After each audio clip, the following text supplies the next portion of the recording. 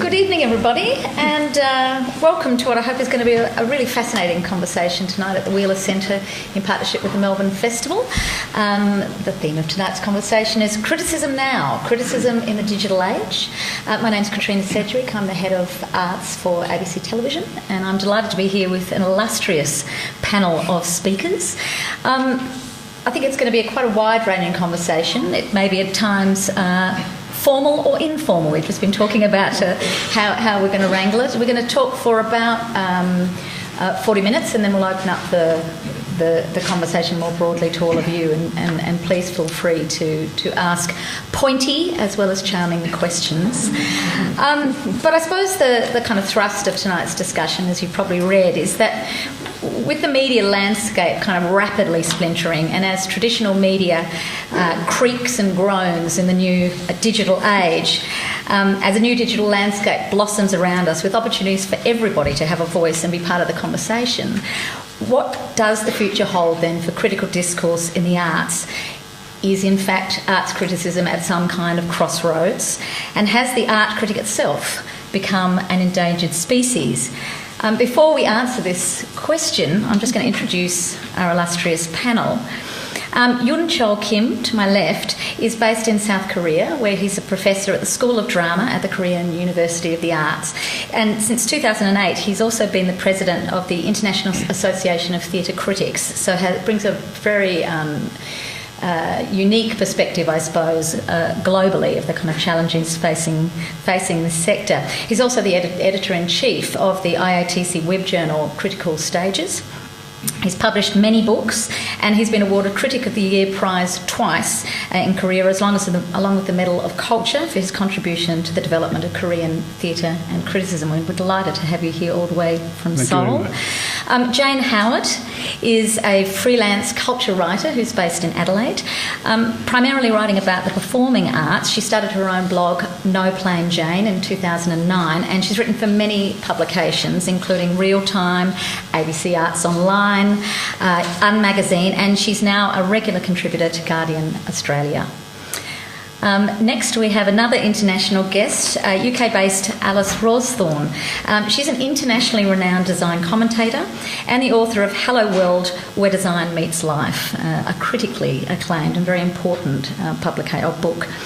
She's a prominent broadcaster and public speaker, and she was an award-winning journalist for the Financial Times from 2001 to 2006, but she's now a syndicated columnist for the New York Times. Her columns explore new directions in every area of design and their impact on our lives. Great, thank you very much for travelling across the globe to be here tonight. Dylan Rainforth, thank you so much for stepping in at a very late stage to replace your colleague Dan Rule. He is the editor of Art Guide Australia. He also writes a weekly column for The Age newspaper, and he contributes to a range of Australian art magazines and journals. Thank you very much for being here. And finally, no stranger to anybody interested in arts criticism in Australia, Deborah Jones. Deborah retired, she's Sydney-based. She retired from The Australian last year after 25 years as a writer, editor and critic, primarily working in the area of the arts. And she was, of course, the editor of the very influential review section of that newspaper for many years. She's also the national dance critic, a role she still fills, and she also blogs at deborahjones.me, mainly about dance, theatre and music theatre. So it's great to have you all here tonight. So the kind of key questions we're looking at tonight, what's the future hold for critical discourse in the arts? And I wanted to perhaps start with the question of, is the art critic an endangered species right now? Is arts criticism vital, or is it dead? Alice, do you want to? I don't think the art critic is an endangered species at all. I think the effect of the internet has been to empower and enable a new generation of critics, some of whom are professionally trained and steeped academically in their discipline, others are enthusiasts or geeks and aren't necessarily, but are just as entitled to express their views. I think it's enabled them to define their voices, find platforms to reach a global audience. I think it's opened up more esoteric areas of contemporary and historic culture that probably couldn't have been sustained by the general media, and it's also enabled critics to be much more experimental in the way they work. So at the risk of sounding like a hopeless Panglossian optimist, because I recognise that there is also a downside to digital culture, I think the advantages are overwhelming and they far outnumber the disadvantages. Deborah, do you have a perspective? Well, yes, I do. We could probably just stop right now because I think Alice has encapsulated the situation brilliantly. I've always felt that the critic has not been someone standing, on top of a hill talking down to people who are there to receive the wisdom. I've always felt, particularly being at the Australian with a national publication, that we were talking to people who could not be at something, mostly, and were interested in the culture at large. They wanted to know what was going on, they were interested in it. The digital arena has allowed them, as Alice said, to participate much more actively in that and to have an engagement with the person who they may have previously read and been interested in the thoughts of. Now that opens up this huge area of difference of opinion that obviously existed before but had no outlet for that. That doesn't mean that those of us who have perhaps worked professionally in the field and who have spent all of our careers being steeped in it, that doesn't mean that we're out of a job. What it means is that we have, I think, a much more actually powerful and much more interesting job of relating much more closely to the people who are interested, who really genuinely want to know about the culture of this country. It's not just about sitting up there saying, I went to see a show last night and it was crap, or I went to see a show last night and gee, you must go and buy a ticket. To me, that is a fairly meaningless. No, that's unfair. It's not meaningless. It is. It's a very basic form of interaction, I guess. It's hard to call it criticism. It's an interaction that is important to some people because it may help them know whether they should spend their money or not. But on this broader level, we can talk in so many interesting and valuable ways about what is important about culture in this country and what is important to people's lives and what excites them, what enlarges their lives. I just think it's tremendously, tremendously exciting, and to suggest that that one strand, that is the professional critic, is somehow swept aside by this seems to me just ludicrous. I mean, that we have this part to play, and that it's tremendously exciting and stimulating and challenging too, I think, for us. We know that people are answering back. But we can't deny that, for example, in the kind of struggles at the moment for the sort of print media, or traditional print media, that those column inches dedicated to arts are rapidly shrinking. I mean, what happens to those critics as they kind of lose their jobs? Dylan, do you have a perspective on that, given you're in the age at the moment? Great first question for me. Well, let's do the numbers. I do the Wednesday column, which isn't criticism, I'll be honest. It's generally news and its previews of what's opening that week. Robert Nelson beside me has still a reasonably 600 to 800 words to discuss either one major show or two or three that he's seen that he will tie together thematically. You have Dan's stuff on Saturday. Whether that's, how far back are we talking? I can't really answer this. I'm not sure what's been lost there, but obviously things are going that way, and it's great that stuff can go online. More and more you'll just see that, if you want to read about this, look at The Age online. I'm not sure if I've answered your question. It also should be said that it's not just the arts that has shrunk in terms of pagination, page numbers. It's actually every section of traditional newspapers. So if we were a bunch of foreign editors and foreign correspondents, we'd be sitting here grumbling and groaning that the foreign pages were much reduced, as we would if we were writing for the business pages. There are economic pressures on traditional printed newspapers, and it does affect every single area of editorial. And as Dylan says, there's now the option of going online, and critics like Jane who've made their career online, and I presume you've reached a wider audience far earlier than you would have otherwise expected to in ye olden days. Yeah, I don't really know what it means to only exist in print. That seems really weird to me, that the only people that would read you or have the paper physically in front of them, because that's just so foreign to me. It's all online, and all of the stuff that I read is online, and it's stuff in London or in New York. And if I didn't have, it's just a completely foreign concept to me, the idea of exclusively print media. But it interests me that people speak of print media as if it's something that's completely separate from online. All newspapers now have a digital presence, and they're trying to work out the balance between how you keep producing the very expensive product that is a print newspaper, and how you also keep developing your online presence. But it's a very fluid arrangement, and everything that is, well, certainly at The Australian, everything that is in the paper is indeed online, and many of the readers, including myself, read it only online. I haven't bought the physical newspaper once since I left a year ago. Have I bought the physical paper? That doesn't mean I don't buy The Australian. I don't understand why people say that these organisations are no longer relevant. Sure, they're very financially challenged. That's absolutely true. And I think that publications that are online only are also challenged in working out how you make those a viable business. So I think that there's a little bit of failure to understand exactly what we're talking about. We're talking about journalism, we're talking about the words, we're talking about the ideas. We shouldn't really be just concentrating entirely on the method of delivery. That is in flux, there's no doubt about that, and it is difficult. But it is only the method of delivery. It is not the idea itself. Although Catherine Viner, in her speech recently, I liked this sentence. She was saying, we've now moved from the boundaried, solid format of books and newspapers to something liquid and free-flowing. I mean, the fact that you can go online does, in fact, allow you different ways of engaging and talking with your audience and talking to your ideas. So you can the way that you were kind of doing a long, dense article in terms of arts criticism, you can still do that online.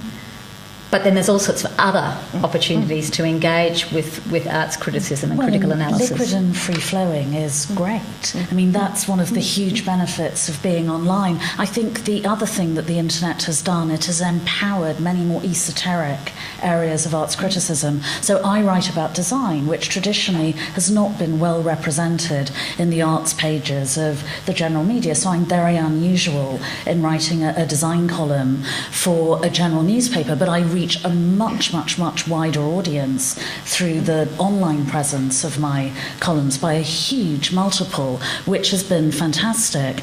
But if I look at the more esoteric areas of design, say graphic design or typography, which would rarely appear in the general media, there's an incredibly dynamic cluster of websites all over the world that enthusiasts, geeks, obsessives, very scholarly academics contribute to, and it's enabled them to experiment with new ways of presenting their work. So a friend, Rick Poyner, who's a highly esteemed graphic design historian and critic, he said that a sort of landmark for him was 2 years ago he realised that he could control, he largely writes for Design Observer, which is a fantastic graphic design website based in the States, and he said 2 years ago he realised that he could lay out all his own columns on the website, so he could ensure that the images were placed exactly where they ought to be to enhance the text, which obviously would enhance the reader's understanding of the points he was making, because they'd absolutely complement the various arguments he was drawing and the references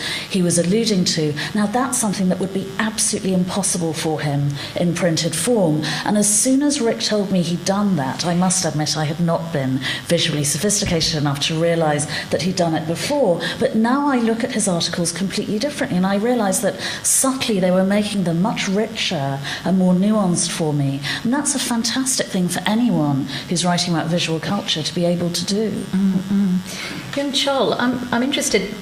I mean, you're being based in Korea, which is such a kind of incredibly sort of digitally engaged culture with incredibly high-speed internet access and just, a kind of quite a few years ahead in terms of where Australia is right now in terms of our kind of online engagement. What's the context there? I mean, how does sort of theatre criticism, your particular area, play out in that space? in Korea, I think I have to say in different terms, because the culture of theater criticism is different. People who are involved in criticism is different, so we have many differences to compare with the Australian case. But as you said, in Korea, the digitalization and the internet culture is very, very, advanced. Almost 90% of the whole households are, connected to internet. So everybody enjoys internet surfing every day. We are kind of addicted to this kind of. So there are many social problems out of this addiction. And many young children are hospitalized because of the addiction to internet, and their mental, mentality seems to be going wrong. So we have a lot of internet industry and culture here in Korea, but there are some pros and cons in terms of internet criticism in Korea. One good thing is more people are involved in terms of critical function, that's for sure. The second thing is which is bad, there is some kind of moral hazard among the bloggers. They are not only responding to the theater performance they see, they are trying to influence theater companies and theater arts through intimidating, sometimes through threatening the manager of the company to give them some kind of, radical discounted ticket or something like that. And they are very good at creating their own supporters. And this influence is very, very bad in some cases. Not every case, but in some. So the Korean theater people are very worried about this happening, and I'm also worried. But because in those instances, the readership is far bigger than any of the kind of traditional media. Sure. Yeah. Are there many established critics working within that sort of blogging environment? Not many, because we are not very comfortable in that kind of culture. They use a very harsh language. They employ a very unfair judgment. And the critics are very frustrated about this.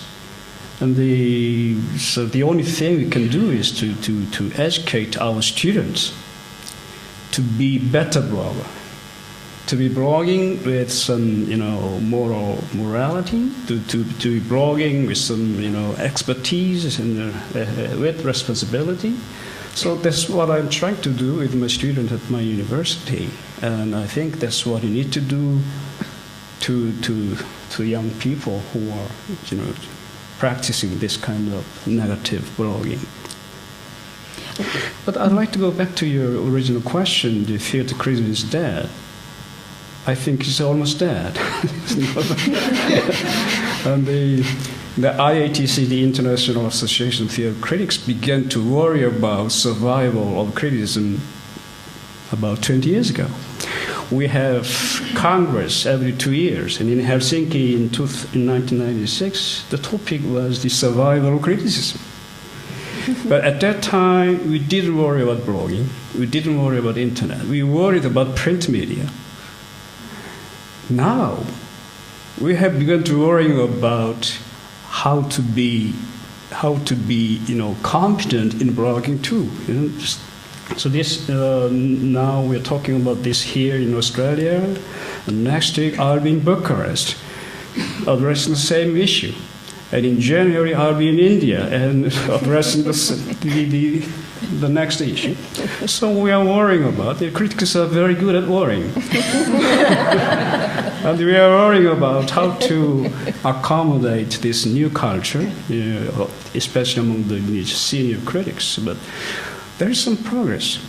And my colleague there, the Steve Copra, who is a critic in New York, prophesied 3 years ago that print media and criticism in print media will be dead in 5 years. We have only 2 more years now. Does it make you nervous, Jane? Well, not really in print, because I don't write in print. I only write. I write some stuff in print, but it's not criticism. But as to your point about sort of people worried about the power of bloggers and bloggers getting a lot of readers, I would suggest that if bloggers are getting a lot of readers, they're doing something right. And that means if there's an audience for them and they're developing a large readership that the traditional critics aren't developing, then I think then maybe you need to consider, or we need to consider, what is it that bloggers or online, I guess, digital natives can offer. You're very right, but on the other hand, there is a very worrisome phenomenon of our times, which is anti-intellectualism. Well, I'm not sure I agree with that. I think that... Please let me... Oh, sorry, continue. Okay. I thought you'd finished. Because, I know there are some... we critics, traditional critics, are responsible, have some responsibilities, or we have to admit our responsibility to make this criticism so retarded, so behind the time. That's true. But I think criticism is a kind of communication art, and it should be the logic could be our main vehicle to move, in the direction of the communication art. And the frustrating is, what we critics are doing is to interpret, to read performances, and to evaluate them. And it is a very intelligent, intellectual work. And this new culture, the most important two values of this internet culture is speed and shortness. But you can still be intelligent and engaged when you're quick and short. But we generally in Korea, many of the blogs are employ only 2 sentences and 5 stars, star rating. How could you represent your intellect or intellectualism in that kind of environment? But there is a parallel source of criticism on the internet, which is long and rich and reflective and thoughtful and complex. And actually the internet has empowered that to a far greater degree than traditional print media, because critics and other writers are no longer inhibited by length, by very strict word counts, which are needed for print. I think what the internet has done in general is increase the amount of information and communication. It's given many more people a voice. Now, some of those people, as you say, use it in a very tabloidy way, but so has the tabloid printed media for decades. So did the populist dramatic critics in Elizabethan England when they were panning Shakespeare's plays. The internet has also enabled the sort of longer, more thoughtful tradition. And why I don't think we do live in an anti-intellectual age is that I think we live in a noisier age where more people have a voice. But if you look at the number of people who are visiting museums, who are going to the theatre, who are engaging in cultural activity, if you look at the explosion of interest in talks, debates, symposia like this in cities all over the world, the literary festivals and intellectual festivals that are now so dynamic, I think all of that speaks to a growing thirst for ideas and the opportunity to exchange them, which I think is a very healthy cultural life. I don't disagree with you. In 2009, I created a website for my organization, which is called Critical Stage. Please visit it, www.criticalstage.org, which is a website and representing the printing book, culture. We publish twice a year. We accommodate very long essays, very long reviews of 1,500 words is very normal in our website. And as you said, if I am very hopeful, if I decide to be very hopeful, I want to develop this journal as much as possible. And one promising thing is we have very many readers now. When I first created it in 2009, we had about 50,000 visitors per issue. now enjoy 250,000 per year for 2 issues. So it's growing. So I'm talking about this website is in between journalistic and academic, criticism. But when you talk about the real criticism among the people, which influences the readership or audience, that worries me in terms of our, culture, which I say anti-intellectual. I get worried about sort of things about how will I make a career of it, and how will people be able to sustain a career in it, in terms of a financial sense. But in terms of the practicality that exists in criticism, I'm not worried about that. I'm worried about longevity, and I think there is something to be said about investing yourself in, whether it's theatre or if it's design or if it's visual arts, for decades, the amount of knowledge that builds up over that time. But I think there is incredibly intelligent writing online, and I think this idea that we won't recognise intelligent writing because it's drowned out by unintelligent writing is silly. I think the intelligent writers will find readership and do find readership, and I think what our responsibility as writers now is to explore different forms of that intelligence. Do you think it's a problem, though, that, I mean, in the kind of traditional model, you've got your kind of expert voice writing every Saturday in the newspaper, which the general public opens up and reads, and they might happen upon it each weekend, and so you're not necessarily preaching to the converted because you have this sort of general offering that everybody's engaging with.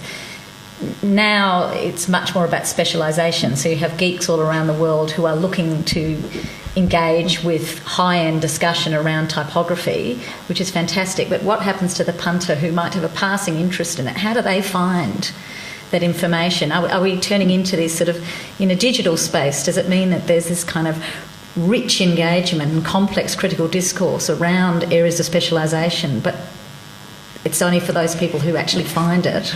Well, look, I think we've written off newspapers probably a little bit prematurely, but I also think that the discussion sometimes gets a little bit confused between what is happening in newspapers, which is not newspapers, or by and large, not newspapers not interested in lengthy criticism or having a wide range of voices in criticism. It is economic. It is that when the internet made it possible for classified advertising to be separated from newspapers, then so much revenue went out of newspapers that it became very, very difficult for them to survive. They've become smaller. That's why journalists have lost their jobs. So that there's all of that happening. It's not about an anti-intellectualism and hating what arts writers do. So it's not about what the audience wants and what they do or don't want to read? To a degree, editors have to decide in the shrinking space and the shrinking resources that are left, what do you do? Where do you spend your time and space? Look, I have to say at The Australian, this space actually hasn't decreased much at all since I started as arts editor in 1991. So there are different situations in different newspapers, but it really is much, much, much more just about the economics of it. And as many people have said before me, that newspapers needed classifieds, but classifieds did not. Once the internet became available, classifieds did not need newspapers, and the rivers of gold disappeared. So it's absolutely an economic issue. Then coming from that, sorry, Jane, I was just going to say, coming from that, we have a situation where people like Jane, who've only worked in the digital space, are thriving. Now, just picking up on Jane's subject about can you make a living out of it, most critics in Australia can't make a living out of it. And it's an absolute furphy that we have critics in Australia making an actual living out of being critics. Very few newspapers have ever in Australia have ever employed a full-time critic. There just simply isn't the work available, and certainly in a national newspaper there's not, because you've got to have critics everywhere. So a lot of this argument that we're having about you can't, full-time critics are losing their jobs. That's a British argument in a very, very, very different market. And they're the ones that have been driving this kind of anguish. You can read every single day of the week yet another column, online of course, because they're not in newspapers, about how critics are dying. There are going to be no professional critics anymore. What they mean is that in London, at the big newspapers, there may be full-time critics who lose their jobs. Now, that's just not the situation here. And on most newspapers in Australia, the critics are part-time. Many of them are academics. They're expert in their fields. They may have tenure for a very, very long period of time, but they have never been making their living from writing journalism. Well, Alice, do you want to comment on that? Because we were talking before about quite an interesting phenomenon, certainly in Europe, about how you can monetise. Yes, well, I think that, what Deborah is saying is absolutely correct. And also in many European countries, including Britain, again, most newspapers traditionally have only employed very few full-time critics. They have tended to depend on people who will do it because they enjoy it, or they're willing to do it as loss leaders to generate income from other sources. But I think what the internet has done is really empowered the individual. It's empowered a sort of new profession of specialists, because in the olden days when critics were read by their readers as part of a printed newspaper, people had to be willing to buy the entire product to find your work. Because of search engines, now people, as you raised this issue before, pick and choose what they want to read on a sort of rambling global basis. So for anybody who is established as having a sort of a base of knowledge and an area of expertise, a point of view, something interesting, thoughtful and original to say about that subject, it's relatively quick and easy for them to reach a substantial global readership. So whilst the possibility of them earning a living from full-time criticism may be diminishing, their other sources of income are increasing. So their book sales and their ability to generate income from books will probably increase because they're likely to reach a global audience rather than simply a national one. Many journalists make more money from public speaking engagements than they do from writing, and considerably more than they ever would have made from writing in the pre-digital era. A lot of my colleagues in the New York Times Company essentially monetize themselves as experts. They entrepreneurially become brands in their area, making money from their websites, from YouTube channels, from public speaking, writing, television and broadcasting. So there are all these avenues open to critics. Now, unfortunately, they're not going to be available to everyone, but nor were they in the old-fashioned print era. But I think they are new possibilities. And what they have done critically is liberate individual writers from being inextricably linked to their employers. So they've enabled them to be much more independent than they were in the past. So the big literary agencies in New York and London now have blogging specialists and social media specialists, and they're basically there to advise their clients on how to make money from digital technology, because it's becoming an increasingly big business. And their highest earning clients are bloggers. They're purely digital. They don't have a presence in the print domain at all. Dylan, did you want to make I just wanted to point out that that's all sounds great, but I think in Australia, at least, you've got a much smaller audience, and I wouldn't be sure how that would work for those of us who are reviewing hyper-localised sort of shows, whether that's theatre or visual arts. Even as editor at Art Guide Australia, obviously I have to make a decision: are we going to cover this show in Sydney or this one in Melbourne? And who's, am I splitting the audience even just by doing that? Should I be writing something that's going to tour? All of those questions. I mean, that sounds great. I don't think we're here yet in Australia. And I think there's something to be said about accidentally reading something and sort of reading a newspaper cover to cover or a magazine. And there are lots of magazines that I subscribe to, and I do read cover to cover just so I read things I don't read. But I also don't think when we have this conversation that we can pretend that just because someone spent money to put something in toner on paper that it's good. The best review that I read this year, and by best I mean worst, was in the Advertiser. So someone paid money for a writer to write it and then to print it on paper. And I can't imagine that this review was more than 80 words. and it told us that the actor acted with both her face and her voice. She remembered all of her lines, and she stayed in character the whole 50 minutes, 4 stars. It was brilliant. There's so many great stories we could tell about advertiser reviews. Absolutely breathtaking, particularly at kind of Adelaide Festival. Yeah, that was Fringe. That was a Fringe review. Yeah, where they just rope in anybody. Can you write? Come in. You know, it's so hilarious. We were talking before, Dylan. I mean, obviously, one of the really interesting things in this digital space is, of course, the sort of incredible rise and engagement of social media, Facebook, Twitter, and so on. I mean, how is that playing out in your kind of critical discourse? Do you think it should?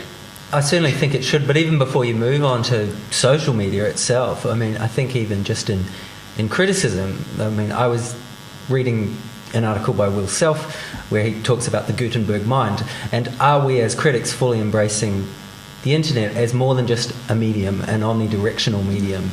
How do we facilitate that conversation so that you do have those lively comments field going where someone takes over from the critic and the critic replies, and you know, everyone piles in, and that's great. I was saying to Katrina that I don't see a lot of it, to be honest, in visual arts. I see the notable case maybe this year was the Paul Ure censorship issue. Then, for example, on The Age there was, as you can imagine how it went. But ignoring that, it was at least there was engagement. Often I wonder, is it not just the critic that's an endangered form, but the art form itself? Why is there no traction? Why don't people care? But then you could look at somebody like Jerry Saltz, who's the art critic Saltz for New brilliant. York Magazine, and I think he's in his early 60s. He was very slow to embrace digital media, but suddenly he discovered Facebook. And when he did, it was phenomenal. And he's married to Roberta Smith, who's the art critic of the New York Times, who apparently was absolutely furious because he was texting away and Saltz is a posting on former Facebook. truck driver. Indeed. And then he persuaded her to engage with social media as well, and she too became completely entranced with it. And he had a relatively small readership at New York Magazine, so a local magazine, and because he deployed Facebook in just such a fun way, I mean, his Facebook posts are both intelligent, they're witty, they're hugely amusing and irreverent. I actually think he's a better writer on Facebook than he is in print, and he's a very good print journalist. So there are examples of visual arts critics who have used social media brilliantly. And I think as part of it personally, as part of a sort of panoply of your media arsenal now, I hugely enjoy them. I completely agree. I was saying to Katrina before, I read the art life out of diligence, but I read Andrew Frost's personal Facebook account because that's where the stuff happens. And I think what's being touched on here is very important in that I do think that the digital space has changed the way people write. I think the writing is much more intimate. I think it's much more personal. Obviously you can write whatever length you like, you can take whatever stance you like. You're not... I wouldn't say forced. On newspapers, you're not necessarily forced into a house style, but you belong to a house style, and you belong to a certain length and a certain space, and you become...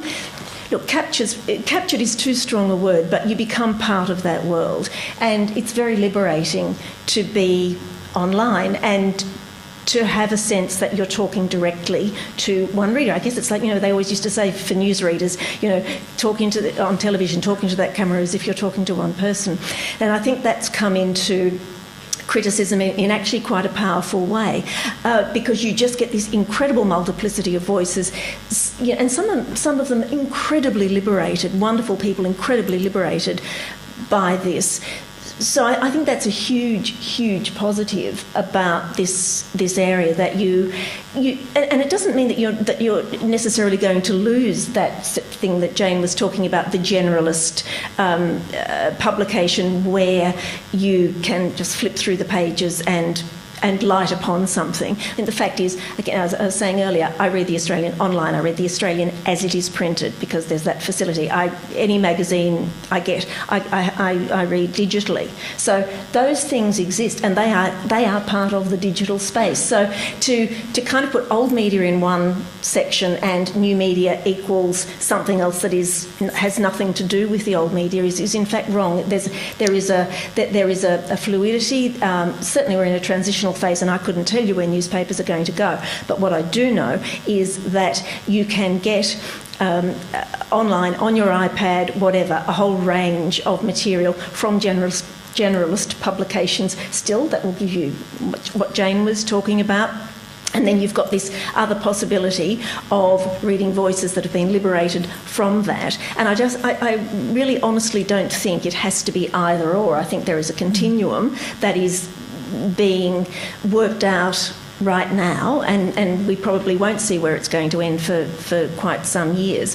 But there's a lot happening, much, much, much more than, say, 10 years ago. And I think that's giving a lot of people a lot of choices in how they read what they want to read and who they follow, I guess. It also, as a writer, I think gives you new tools. I mean, I find Facebook in particular incredibly helpful in terms of the feedback I get about my work, particularly the choices I make, because in the olden days you would of course get letters from readers, and when I was on the Financial Times the rule was if it was on violet Basildon bond paper written in blue biro, you panicked because it was almost certainly a vociferous letter of complaint. And with social media, possibly from a lunatic fringe reader, but with social media you get immediate feedback, and I've actually found it's made me much braver as a critic, because writing about design, which is one of the less conventional areas of cultural criticism, the great fun of it is that you're really inventing the rules as you go along, so you've got much more freedom in the more traditional areas of contemporary culture, but also it's a lot riskier because you're constantly experimenting with what the readers are going to take to and what they won't. So sometimes I will write about something really quite obscure and esoteric. You can get a phenomenal feedback on Facebook and Twitter, which will really make me feel a lot more courageous about tackling similar subjects in future. Other times you don't get such a great response, but actually that's instructive too, and just as well you know it. I mean, what about in the case of kind of the theatrical review, where you've seen a show, you're analysing it? There's those kind of stories. I think it was Bob Evans who'd done a really savage review of something at Belvoir Street and got red wine thrown in his face. And that was Brian Brown on behalf of his wife. Right. That was Brian Brown being really, really chivalrous. Yeah. These legendary stories, but so you're really kind of criticising something that's on right now. How has that changed then, the review in the digital space, the review in the blog? Do you feel braver there? I mean, you're getting instant kind of feedback from the audience in that digital space. I think one of the good things about writing online, I mean, sometimes you do get scary feedback straight away, but it's just online. Like I feel like a comment is less scary than a letter and a phone call. I mean, it's lazier. Not in blue biro on Basildon Bond. I make an exception. But it's sort of like a lazier form of criticism for people to comment, abusively comment, and you can sort of deal with it and hide it, and you don't have to worry about it, and you can look up their IP address and then sort of bitch about them at panels and stuff, which I've done before, with them sitting in the audience and knowing that I'm talking about them. But I think you have to be brave, but I feel like you probably always had to. Yeah. Why do we need arts criticism? I mean, obviously that fundamental question hasn't changed in old media or new media. Is it about the audience and helping provide a kind of context for work, a way to kind of guide people or help steer people into, through a myriad of choices, or perhaps to educate and understand? Is it for the artist? Is it for the practitioner? D, all of the above. Yeah.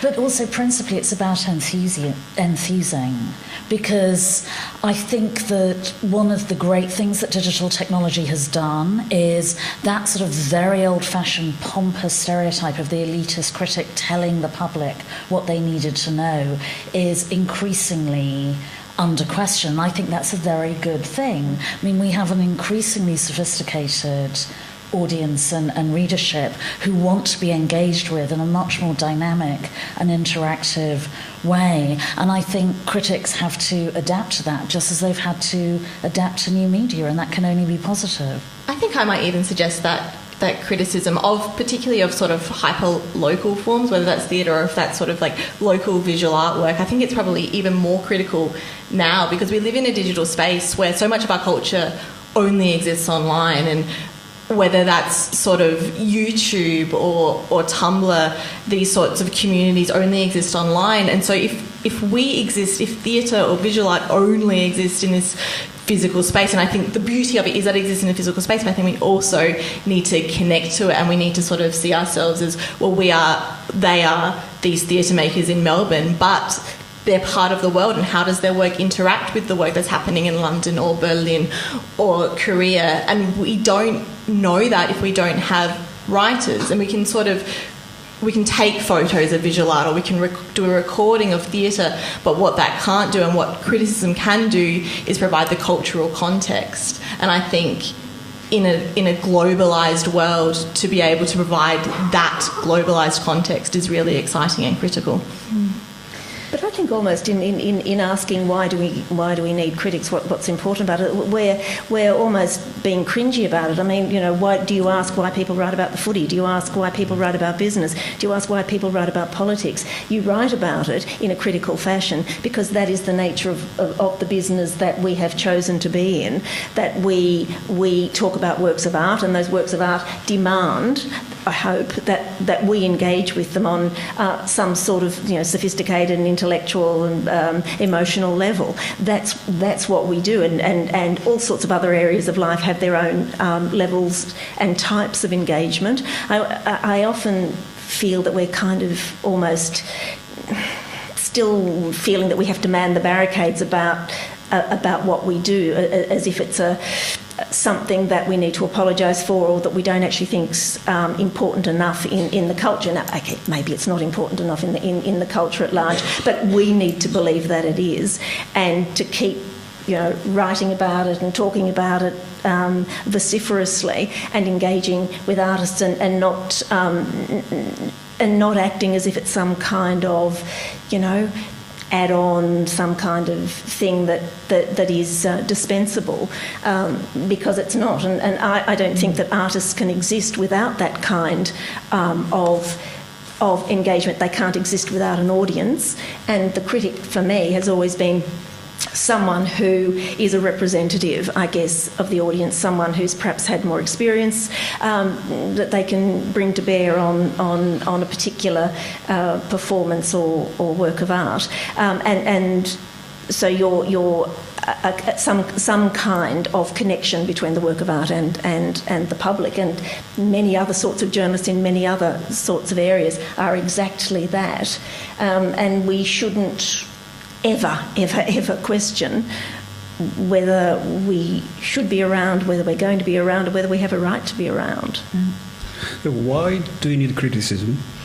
To answer the question, I think I need to tell you that the basic function of criticism is to be a bridge between the stage and auditorium, between the audience and the theatre artist, and between the theatre and the society.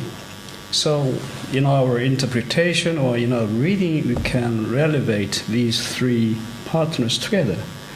And that, I think, that help. That is very essential for theatre, to be better communicating within or without theatre itself.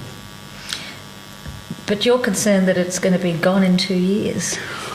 That's my colleague's concern. I'm a very die-hard hoper. I'm very surprised to be surrounded these hopeful critics. This is my first time to be surrounded by these beautiful hopers too. But what I am trying to do is that we traditional critics should develop or create a new approach to the contemporary way of communication, because the traditional structure of theater criticism does not tell very much to the young audience, to the general readers nowadays. And nowadays, we are very much fond of storytelling. We are somebody whose name is Alice Rawsthorn, a Columbia University professor, who used to be the critic for the Village Voice. And she was fired, and after her, Michael Fingal was also the chief critic, but he was also fired recently. So the Village Voice, the most liberal, print media, has fired these good theatre critics. And we do not regret that, but the way we have been practicing our criticism should have been more, relevant to the zeitgeist. And what Alice is trying to do is to combine narrative and critical analysis. This is a criticism of storytelling. I think this sounds very fascinating. I'm very expecting to see what the result could be. She's experimenting now, and I think if you can adapt to this level to accommodate the people's new, fondness, new approach, new way of life, we should do that. And if you can do that beautifully, I think criticism could be we have another renaissance of theatre criticism. This is obviously through an online blog now that she's experimenting. She's saying, on blog. She has a blog already, but she's experimenting new form of criticism. And that's fascinating me. I'm very expecting to see the result. Well, I think we've already seen so many wonderful experiments like that and examples of them. I mean, another phenomenon would be it's a kind of sort of hybrid of criticism and poetry that lots of people are doing on Twitter. I mean, Yaron Lanier, the sort of maverick technologist, famously said that, Twitter reduced every human and global tragedy to no more than 140 characters. But it has also unleashed an entirely new genre of poetry that also acts as a sort of cultural critique of society and cultural production. And so there's a whole generation of young tweeting poets who sort of work every day in a very organic, very speedy way. And I think that's introducing poetry to a generation of readers who probably wouldn't go out and buy a traditional poetry book. So it really is reinventing that medium and integrating criticism within it. And I want to give you one very successful case story from Germany. There is a blog called Night Critic. And what they do is there are 10 editors of the blog, and they recruit 50 to 60 freelance writers. And these editors select a show to review. And the review appears right after the premiere night, the next morning. The next day, they collect all the reviews from the newspaper and radio and summarize them and put them on their blog. And the next day, they receive the commentaries from the audience, from the readers. And this way, they have been only 4 years old.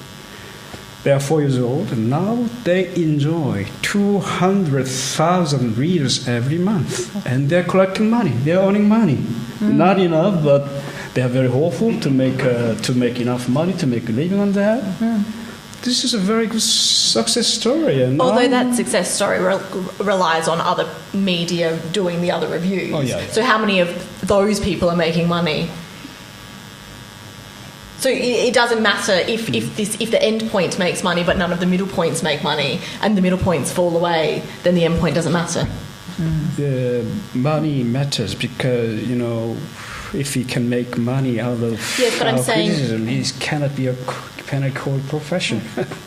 And these German editors, they don't have any office. They don't have, because they lack of budget. So they are cruising around their own apartment to have a meeting, to have editorial board meeting, but they are very hopeful. They are very encouraged so far. It's because it's a German language, blog, and all the German countries, German-speaking countries are participating in this, blog, and it's international in terms of German international community. They are collecting and reviewing all the important reviews and informations of what's happening over there, and this is, I think, one good model that we can follow. So you're emerging as quite the ambassador for digital criticism now. I'm not. Don't get me wrong. I'm not against. I'm very in favor of it, but we need to improve ourselves in order to accommodate this new culture. That's what I'm saying. Yeah. Well, it's a huge challenge for everybody. I mean, at the ABC, we're absolutely grappling with it. How do you take this old school broadcaster and keep it relevant in 10 years' time? But I think we're incredibly lucky to be working in the media at such a time of dramatic change. I mean, how boring would it have been if we were still working in the same old ways? Yeah. So it is thrilling. Yeah, it's been so exciting. Yeah, a massive challenge. On that very optimistic note, I'm going to throw open to any questions that we might have in the audience. Hello, Tobias Manderson Galvin, MKA Theatre of New Writing, and my question's for Jane specifically. Hello, Jane. Hi, Tobias. I knew it would be for me. And I'm glad you mentioned money, because you came and saw 3 of my company's shows at Fringe in Adelaide earlier in the year, and didn't write a review for any of them. So I reckon that probably means you owe me about $120. Could I get that afterwards? I think you're probably overestimating how much your theatre was worth to think each show was worth $40. Plus ones, okay, $20 each, that's all right. I think that's something really interesting to say in the sort of the transaction between artists and critics, and when tickets are given and the expectation of a review and how that works. I didn't review Tobias's shows because I think it was it the last week of Fringe, and Fringe is 5 weeks, and I was quite literally working 7 a.m. to 2 a.m. during Fringe and going insane, and I just didn't think I would do a very good job of writing about it, and so I chose not to. And I don't think that means I owe you money, because what I think it is doing, it's educating me both on a broader scale of theatre, but also next time I see one of your shows, I'll have that as context, and then that will make that piece a stronger piece of writing, or I'll just never ever write about you and keep on stealing your money forever. Another question, please. Hello. Criticism doesn't exist without language, but online language is becoming increasingly visual or audiovisual. I'd like to direct this to Alice. What's your response to this, as primarily, you guys are primarily linguistic critics, and have you considered notions of critiquing or countering visual media with visual media or transmedia responses as a direct form of critiquing? Well, we were talking about this earlier, and a friend who is one of the principal visual arts critics in Britain is Adrian Searle of The Guardian, and at first when he was asked to write for the website, this was many years ago, he was a bit grumpy about it, but then The Guardian introduced little films of the critics and other Guardian writers reporting on various areas in their patches, and Adrian has taken to the films with great aplomb, so he has completely reinvented himself as a sort of filmmaker and film presenter, and sort of developed a very distinctive and idiosyncratic language in the way that he describes the exhibitions or other visual arts projects that he's reporting on. And so the kind of arguments that he would marshal in the films, the language he uses, is very different to the way he writes, and yet it's still distinctively his own point of view. So I think that's a great example about how a critic who began his career steeped in traditional print has really embraced the audiovisual possibilities of the web with great gusto. And undoubtedly films add, and any audiovisual component adds another weapon to our arsenal. I have to say, personally, I don't watch many films online. One of the things I love about the internet is the sense of freedom, the fluidity of being able to scan it and not feel sort of trapped by time, which I do the second I start a film and feel I've got to watch it until the end. But then there'll be different readers and watchers who feel very differently. And the reason I alluded to Rick Poyner earlier and the way that he's increasingly enjoying laying out his articles on Design Observer, the graphic design blog, is that I think within the visual arts and every area of visual culture, there'll be more and more experimentation like this. So in very subtle ways, as well as the obvious ways of experimenting with different media, we will see new genres of criticism emerging. I think there's lots of games criticism that does employ YouTube and video, and I think that's really exciting. And I think I'm with Alice. I like words. I like writing. I like big blocks of text. Although I'm trying to sort of integrate on my blog. I've done it once. We'll see if I do it again. I'm trying to integrate a curation of music to listen to while you read, and seeing how that changes the writing. But I think that's crucial for the development of criticism, that we experiment with form and the possibilities of digital. And just on like a really baseline level, like hyperlinking is really exciting. Like you can sort of, I reviewed this and have a link to it, and it doesn't involve steps of Google or, looking up a book in a library. Yeah, I think that's a really important point. People getting out of being so territorial. You can't leave my space. It's like, yes, you can. Click, link through, find what we were referring to. You can stay there, you can come back. That's all okay. But to say you have to stay here and be here is just something we have to get over. Well, also a friend who's Italian was saying, his English is excellent, but he said, the wonderful thing about iPad is that he can immediately go straight through to an online dictionary and get translation. So actually he reads in English much, much more because it's much more flexible and much easier for him to do so. And his grasp of the language is improving all the time because of the hyperlinks and the interactivity. That's interesting. Yeah.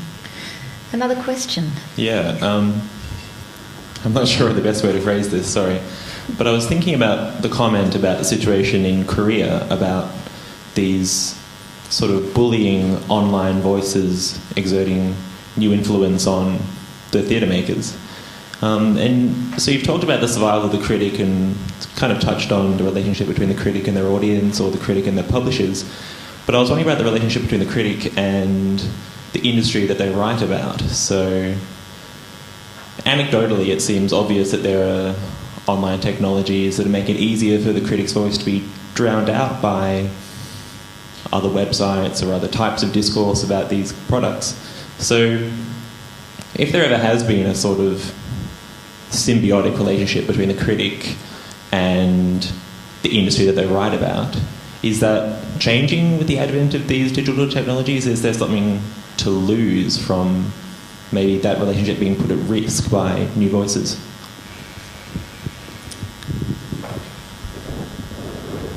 I think the young new critics of Korea, in Korea it is very late for you to become a critic. You have to have, in general, you have to have a PhD degree in theater art. And that takes you over 30s, and so we have no very young critics in Korea, The beginning age could be either 35 or 38. So what is happening there is that the Korean critics are trying to learn very hard about this new phenomenon, new things. And they want to shorten the gap between them and the general young readers. So I think I'm very hopeful that will be happening. And if we can effectively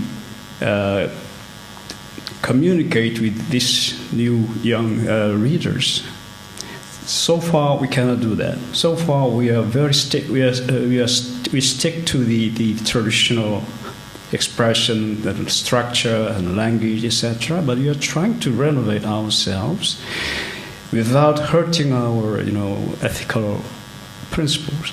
So, if we can be a good blogger ourselves, I think there will be a lot of change in terms of that worrisome culture, and I hope that will happen soon. That's only my hope. Is that, but with these kind of quite loud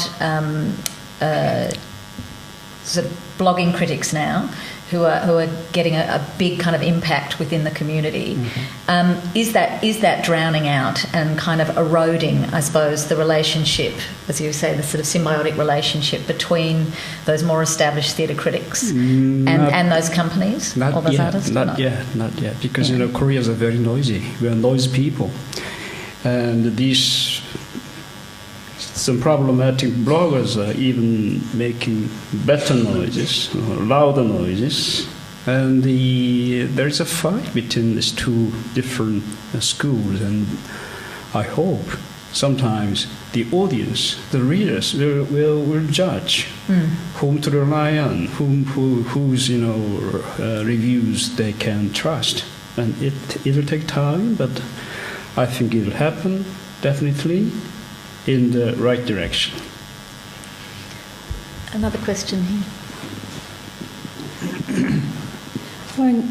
Following on from the last question, how important is arts criticism to the economic viability of artists and theatre companies?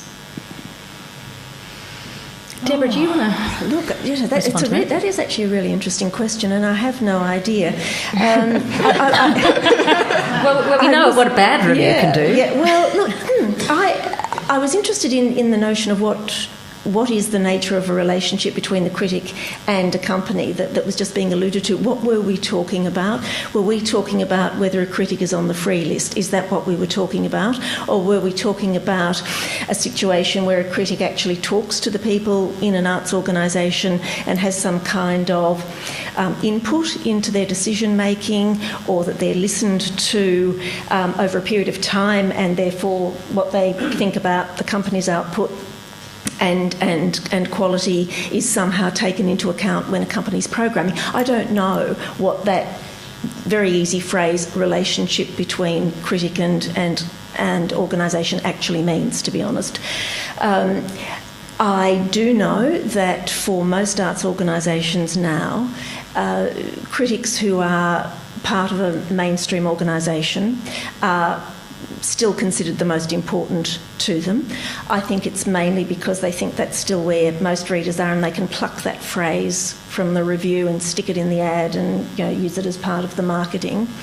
I'm less sure that artists themselves take a great deal of notice of what critics write about them. If they hear about a bad review, they might read it and obsess for a bit.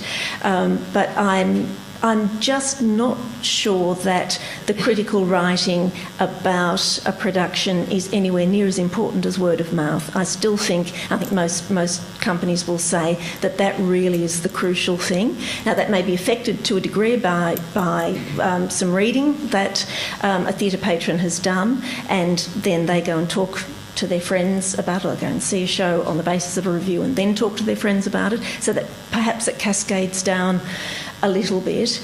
But I think it's still very unclear with our subsidised companies just how much the review means. I do know that in the case of Opera Australia, if there is some repertoire that's not in the top 20 operas that people haven't jumped into to subscribe to, negative reviews can affect that. So I know about specific cases, but broadly speaking, look, honestly, I don't think the work has been done, and I do think that, generally speaking, word of mouth is still the most powerful force. And of course now with social media, it's huge, absolutely huge. I'm interested though in what you say about the relationship of the critic to the artist, the art maker. I mean, don't you think it's a problem then that artists aren't engaging? I mean, is that a reflection on the kind of level of criticism and analysis that we have in this country that people aren't? I mean, it's obviously hard to read a kind of a deep analysis of a work that you have made. Is it an issue that practicing artists aren't able to find that kind of objective, as much as it can be, analysis useful in the development of their work? Surely that's a really important tool. I mean, I know the Australia Council is very anxious about, trying to support more the kind of, really kind of rigorous, deep, informed analysis of performing arts practice in this country, and the concerns about wanting to have that available to artists. But are you saying that, whether we have it or not, your sense with your 25 years of experience is that there's a disconnect? Yeah, look, I think it's actually quite difficult to write for the artist and for the audience at the same time. The artist may be part of that audience, but I think certainly in my writing, I'm not writing for the artist specifically. They may or they may not get something out of it, but I'm writing for someone who is part of the culture and who wants to know more, who wants to understand more, who wants to add a little bit more information to their store of knowledge, who is interested in it, who's excited by it. It's not writing something that an artist can use for their next Australia Council grant application. So I think that there now can be a little bit of a closer connection with the kind of writing that's happening online, because I think that the criticism online is now becoming perhaps a tiny bit more academic. It's becoming more detailed. It's becoming, I think, much more closely interested in the process of making something, because I think online what you're thinking about is the person who's come to find me is really, really interested in this. And so I think in that instance, your reader may be closer to the artist than they've ever been before. And I'm noticing that in a lot of online writing, which is what makes it incredibly interesting and rich, is that it is more heavily engaged with the art in what we might call a more intellectual sense, and perhaps a more professional's not quite the right word, but where I'm kind of what I'm groping at, that the writing is actually much more detailed and much more specific about the processes of how this art is made, and much more technical often. I think, sorry, that's the word I was seeking for. It can be much more technical in a way that you wouldn't use necessarily in a generalist newspaper. Now, if that continues, you may find that more artists are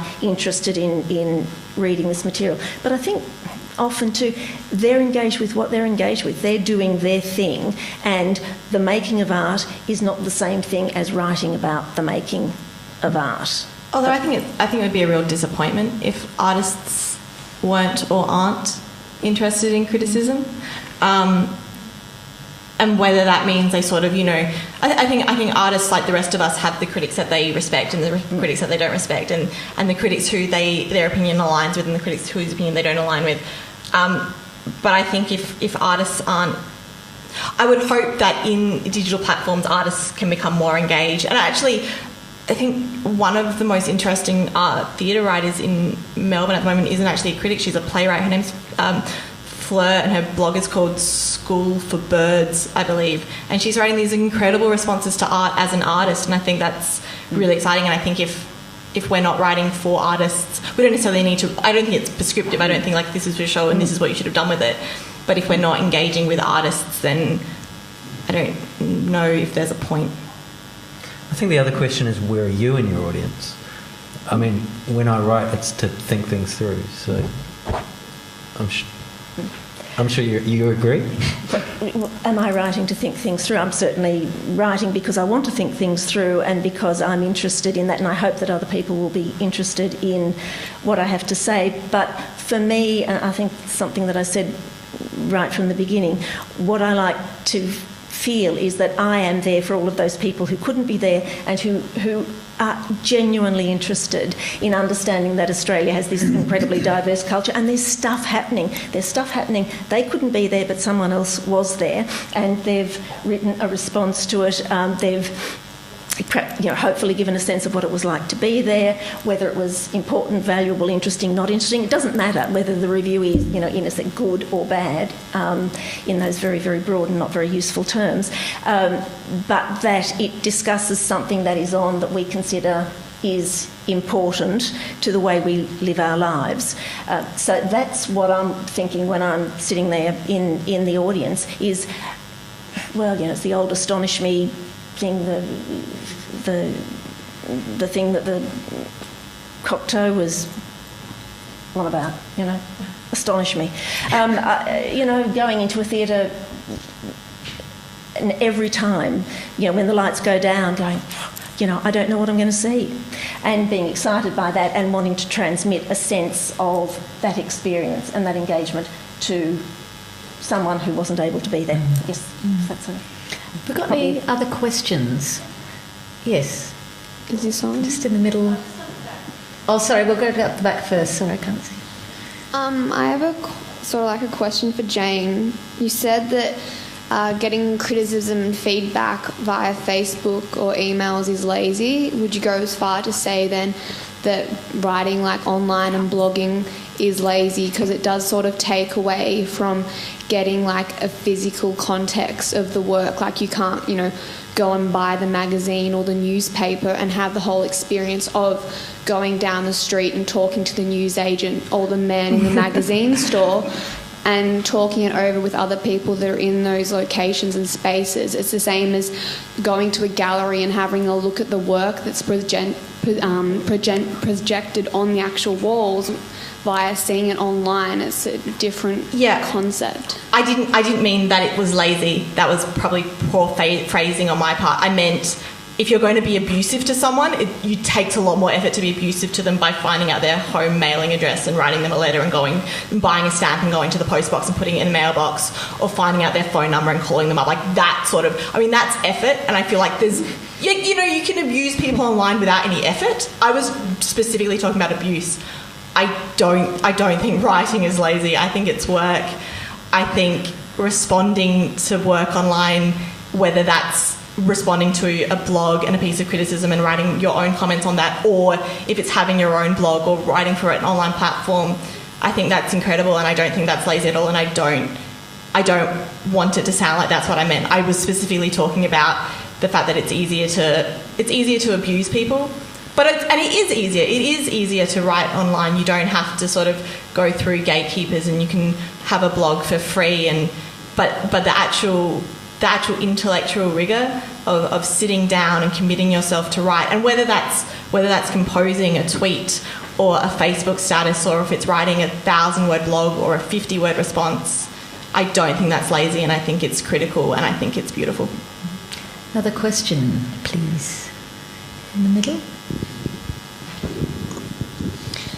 Thank you, panel. I'm hoping you'll help me to understand when the critics have gone to a play, a film or whatever, a book review, anything like that, and we have maybe 3 or 4 different people who are professional journalists, I believe you all are.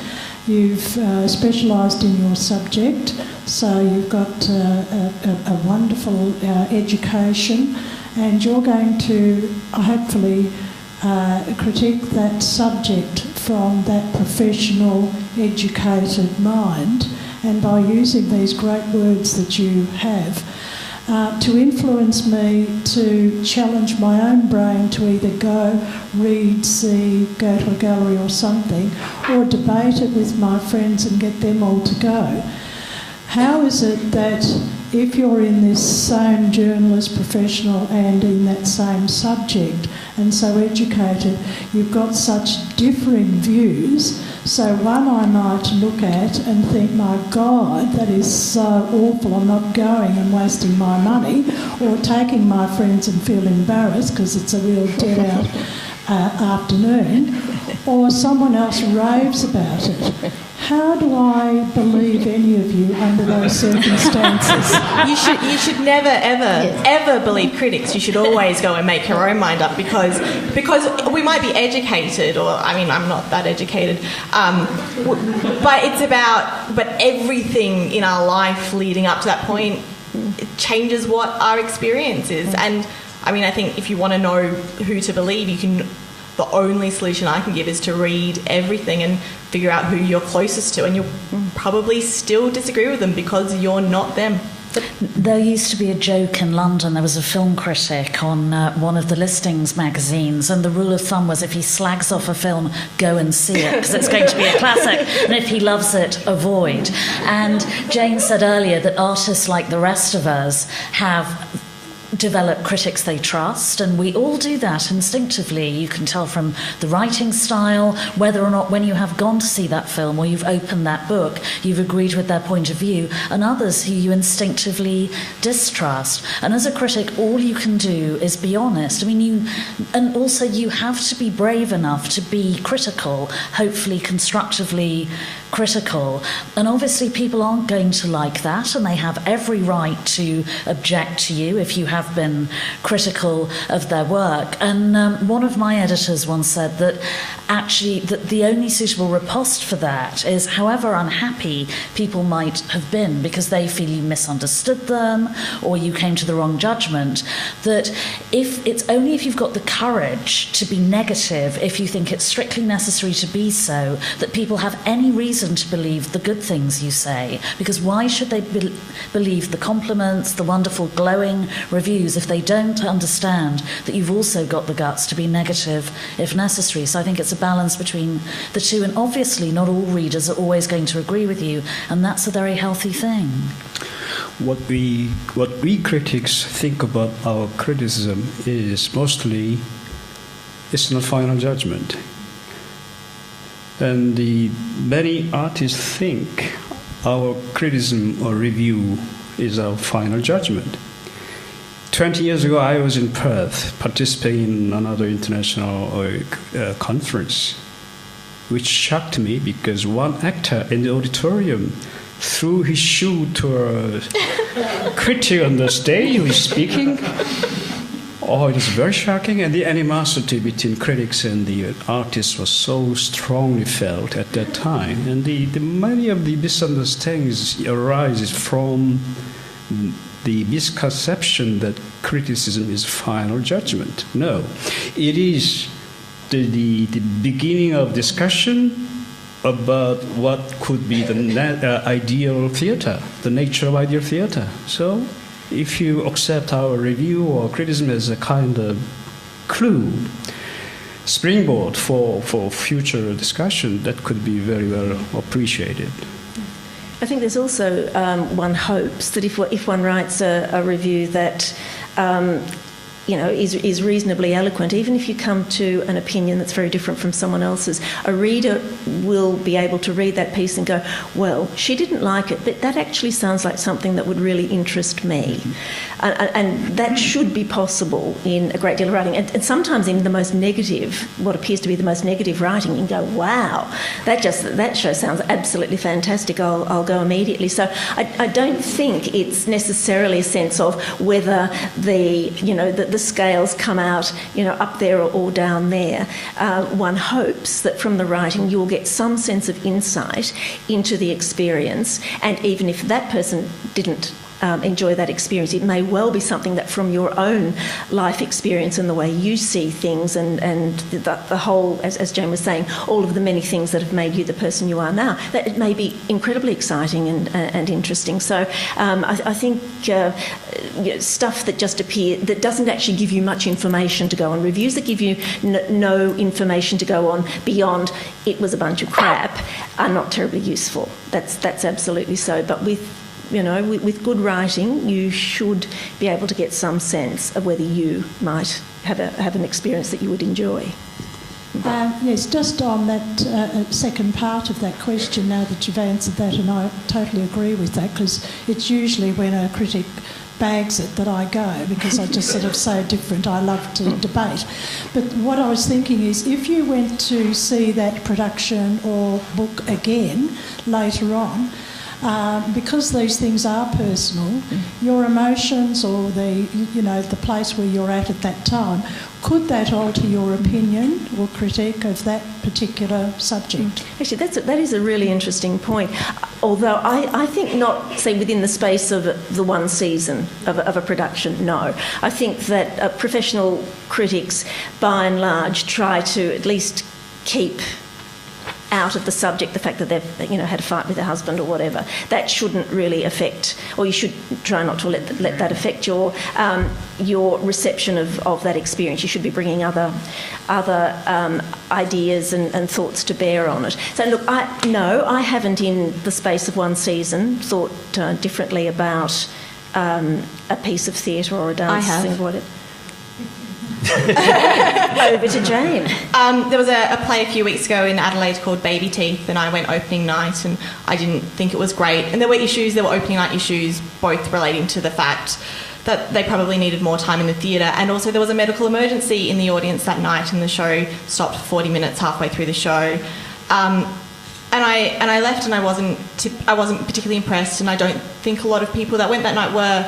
And then people that I know, friends that I know and respect, started to go later in the week, and they loved it. And so I went on comps to opening night, and then I bought myself a ticket a week later, and then I wrote a review, and I wrote about the sort of the difference in response, but I did have an emotional response the second time, and I think that was both me being in a particular place, and also the play found its way in that week, and I think that's something exciting that digital could offer, these ideas that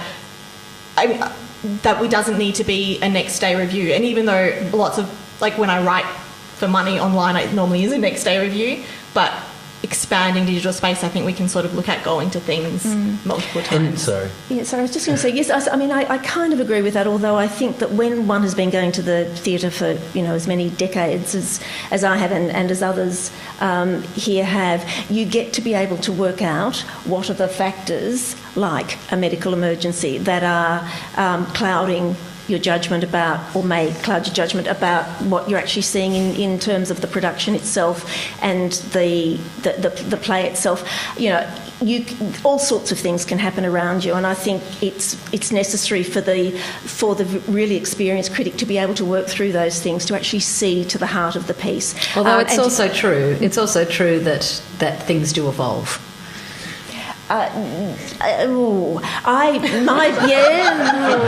Do they evolve? Is it? If it's evolved that much in 2 weeks, I'm actually not thinking that that's a really great theatre company. If they're putting something on opening night, no, this might sound tough, but if the job of a professional theatre company is to bung something on opening night that's worth, that's up to, that's ready to go. That's ready to go for the critics that they have invited to see it. Now, yes, things can change a little bit, but I don't think a bad play becomes a good play in 2 weeks. I don't think that performances that kind of aren't there suddenly become there in 2 weeks. Now, that might sound tough, but the thing is, you're invited under certain circumstances, and I think experience allows one to tell whether actors are just a little bit underdone, a little bit nervous. And whenever you read a review that says, look, I think in a couple of weeks they may have, gone in a certain direction, that is the critic having taken those things into account. And so I'm going to interrupt you here. I'm sorry, because we're just about to run out of time, and I do just want to let you jump in. I just wanted to say, because broadly I agree, but it sounds like you were reviewing two different objects. And I wrote so let's look at paintings which don't change. And I think I can't name names, I can't think of the precise examples, but there have been some brilliant pieces of criticism where a critic has returned to the same object of art a long time later, possibly, and the critic then reflects on, well, obviously the art hasn't changed, but I have, and why. And so maybe they wrote a very compelling piece originally, but they can also write a very compelling piece 2 decades later, which entirely contradicts the first review. And I think that's really interesting. I do. I agree. I think it's a very interesting point, and we're going to finish on that very interesting point because we're 2 minutes over. I've not been a good chair. I apologise, guys. So, look, please, thank our wonderful panel. Thank you all. Deborah Jones, Dylan Rainforth, Alice Rawsthorn, Jane Howard and Yun-Cheol Kim. Thank you all for coming tonight. Thank you, Wheeler Centre, and thank you, Melbourne Festival. Thank you.